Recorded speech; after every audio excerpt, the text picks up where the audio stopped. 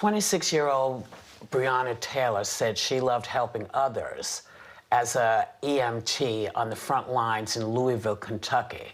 But no one could have saved her after police stormed into her home in the middle of the night, shot her 8 times, and killed her in a botched raid. Now her mom, Tamika Palmer, is suing 3 police officers and demanding answers. And she joins us now with civil rights attorney Ben Crump. Now, Ms. Palmer, we're going to get to the gist of this story first with your attorney, and then we'll talk to you. So go ahead, Joy. Oh, okay. Well, Attorney Crump, Breonna and her boyfriend, Kenny, were at home asleep when the police entered the home. They thought it was an intruder and actually called 911. Tell us about what happens next. Certainly, Joy. And it's unbelievable that they claim at first they announced themselves. Now they're admitting they had a no-knock warrant and they didn't announce themselves. So Breonna and Kenny are sleeping in their bed at around 1 in the morning on a Thursday night. And they hear something, they call 911. That tells you their mentality is they believe they're about to be the subject of a home invasion. And so Kenny, who is a registered gun owner, gets his gun and they go towards the living room area. And when they breach the door with a battering ram and bust it open, Kenny shoots at the door. And then the police just open up 25, 30 rounds from the front door, from the window, from outside the back patio door. They're shooting blindly. In fact, the bullet goes in the neighbor's apartment, 5-year-old daughter's room, and they're just shooting these shots so recklessly. And Breonna, who is barely dressed in her underwear, her body is riddled with bullets, at least 8 bullets. And Kenny and her never know that this is the police because they don't identify themselves and they're plain clothes. And now they have arrested Kenny Parker for attempted murder. And it begs the question, do African Americans have a right to the Second Amendment to defend our castle, to defend our women, to defend our people? So let me just ask you this, though, that because you say that this is a narcotics investigation that went wrong, and that the person they were actually looking for was already in police custody. So how can you explain? Can you please explain what happened there? And that's where Breonna's mother, Tamika Palmer, and her little sister, Janiyah, they have been every day for 2 months now, Joy, trying to get answers from the Louisville Metropolitan Police Department.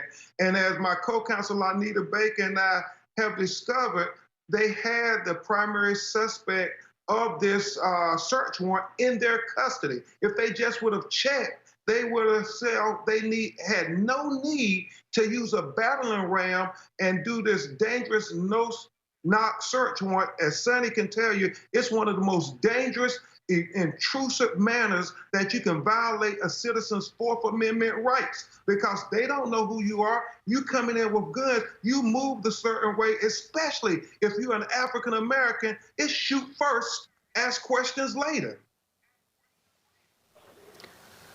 Now, Ms. Palmer, we are more than sorry for the loss of your daughter, especially after all this. It's been 2 months since Breonna was killed, and you say no one from the police department has reached out to you or anyone else in the family? What did they tell you happened? They didn't give me any answers. When I first got there, the street was covered with so many police officers. But there was an officer there who told me that I told her I needed to get through there, that something was going on at my daughter's home. And she told me that I needed to get to the hospital because there was the first officer and the second was whoever else was hurt, which would have been Breonna. Right. So, of course, I leave and immediately get to the hospital. And I tell them who I'm looking for, and so the lady told me to give her a minute. So she comes back and said, she's not here. And so I waited. I said, well, maybe they're not here yet. So I waited for 2 hours. I waited And for almost 2 hours. they were, and they're giving you the runaround, basically. To me, that is unbelievable. And the fact that they still have not reached out. But, Sonny, you have the next question. Yes.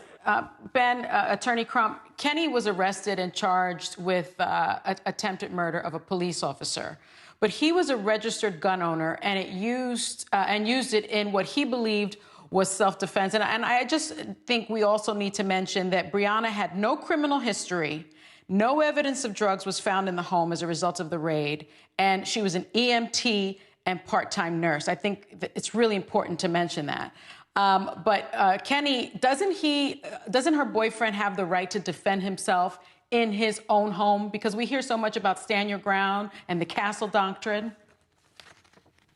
Absolutely, Sonny. And it's important to note that Kenny Parker, her boyfriend, had no criminal history. He worked for the post office. She worked at 2 hospitals as an EMT with plans to become a full-time nurse. And so these were 2 young people who had a world full of potential.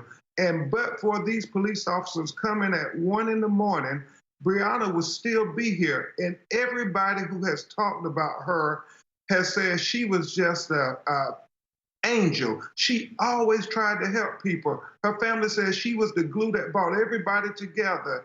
And the fact that when Black women are killed in these tragedies, we don't often talk about them much like we talk about the young men and the boys. And so if you ran for Maud, we want you to stand with Bree because her life matters just as much. And I'm so thankful that it's finally starting to get attention. Senator Kamala Harris has called on the federal government to give a proper investigation, and Governor Brashear of Kentucky has said a special prosecutor needs to be appointed because Tamika Palmer and her family deserve answers. Not just answers, but an apology. How about an apology? Now, the 3 officers involved have been placed on administrative assignment pending an investigation by the Louisville Metro Police Department. Now, Kentucky Governor Andy Richard says others are calling for the federal review. Is that enough? And is it going to be clear that something horrific happened? Are they looking at it this way, that something horrific happened and everyone should be aware that this is not how we treat American citizens, Mr. Crump? Whoopi, they were not looking at it that way, but with the attention, with the outcry now, 2 months later, after everybody has kind of got attention, the COVID-19 crisis apparently interrupted people who would have been protesting, unable to go protest for Breonna Taylor. And really, it was getting swept under the rug.